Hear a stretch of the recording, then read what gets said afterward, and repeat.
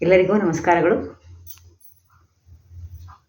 ಭಜನಾ ಗುಂಪಿನ ಅಡ್ಮಿನ್ರಾದ ಲತಾ ಜಗದೀಶ್ ಮೇಡಮ್ ಹಾಗೂ ಶ್ರೀಯುತ ಸುಬ್ರಾಯ ಹೆಗಡೆಯವರಿಗೂ ಕೂಡ ಈ ಮಂಕುತಿಮ್ಮನ ಕಗ್ಗದ ವಾಚನ ಹಾಗೂ ವ್ಯಾಖ್ಯಾನ ಮಾಡಲು ಅವಕಾಶ ಕೊಟ್ಟಿದ್ದಕ್ಕಾಗಿ ಅನಂತ ಧನ್ಯವಾದಗಳನ್ನು ಅರ್ಪಿಸುತ್ತೇನೆ.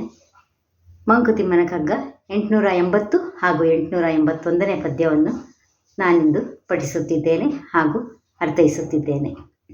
ತಪ್ಪುಗಳಿದ್ದಲ್ಲಿ ಕ್ಷಮೆ ಇರಲಿ.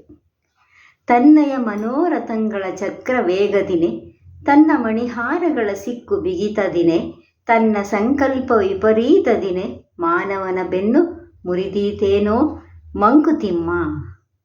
ತನ್ನಯ ಮನೋರಥಂಗಳ ಚಕ್ರ ವೇಗದಿನೆ, ತನ್ನ ಮಣಿಹಾರಗಳ ಸಿಕ್ಕು ಬಿಗಿತದಿನೆ, ತನ್ನ ಸಂಕಲ್ಪ ವಿಪರೀತದಿನೆ,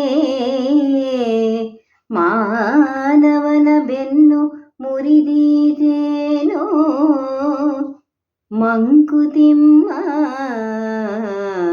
ಮಂಕುತಿಮ್ಮ.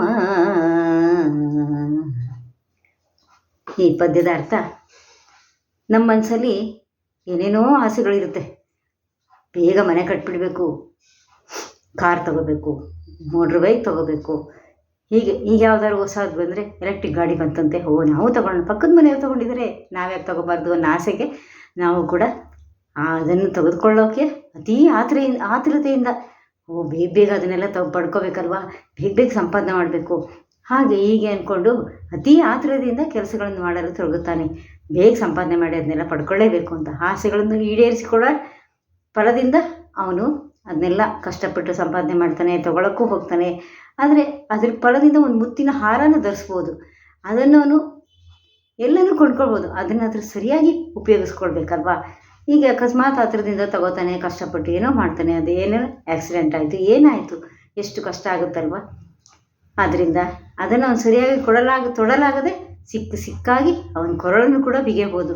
ಅಂದರೆ ಅವನು ಆ ಒಂದು ಸಂಪಾದನೆ ಮಾಡೋಕ್ಕೋಸ್ಕರ ಏನೇನೋ ಕಷ್ಟಪಡ್ತಾನೆ, ಒಂದು ನೆಮ್ಮದಿನೇ ಇರೋದಿಲ್ಲ, ಬರೀ ಆಸೆ ಈಡೇರಿಸ್ಕೋಬೇಕಲ್ವ.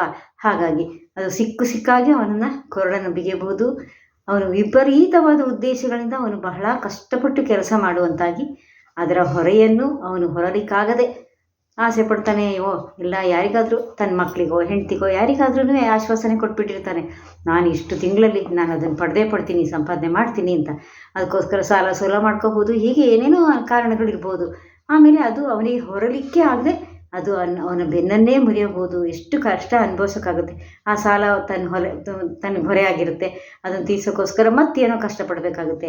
ಆದ್ದರಿಂದ ಆತುರಗಾರನಿಗೆ ಬುದ್ಧಿಮಟ್ಟ ಅಂತ ಒಂದು ಗಾದೆ ಕೂಡ ಇದೆ ಅಲ್ವಾ. ಹಾಗಾಗಬಾರ್ದು. ನಾವು ಸಂಯಮದಿಂದ ಮಿತವಾಗಿ ನಮ್ಗೆ ಏನೇ ಆಸೆ ಇದ್ದರೂ ಅದನ್ನು ನಿಧಾನವಾಗಿ ಕೈಗೂಡಿಸ್ಕೊಳ್ಳೋಕ್ಕೆ ಹೊಂಚಾಕಬೇಕೇ ಹೊರತು ಇನ್ಯಾವ ಕಾರಣದಿಂದಲೂ ಆತುರವಾಗಿ ಅದನ್ನು ತೀರಿಸ್ಕೊಳ್ಳೋಕ್ಕೆ ಹೋಗಬಾರ್ದು ಅನ್ನೋದೇ ಈ ಒಂದು ಪದ್ಯದ ಅರ್ಥ. ಇನ್ನೊಂದು ವಿಡಿಯೋದಲ್ಲಿ ಇನ್ನೊಂದು ಪದ್ಯವನ್ನು ಪಠಣ ಮಾಡುತ್ತೇನೆ. ಧನ್ಯವಾದಗಳು.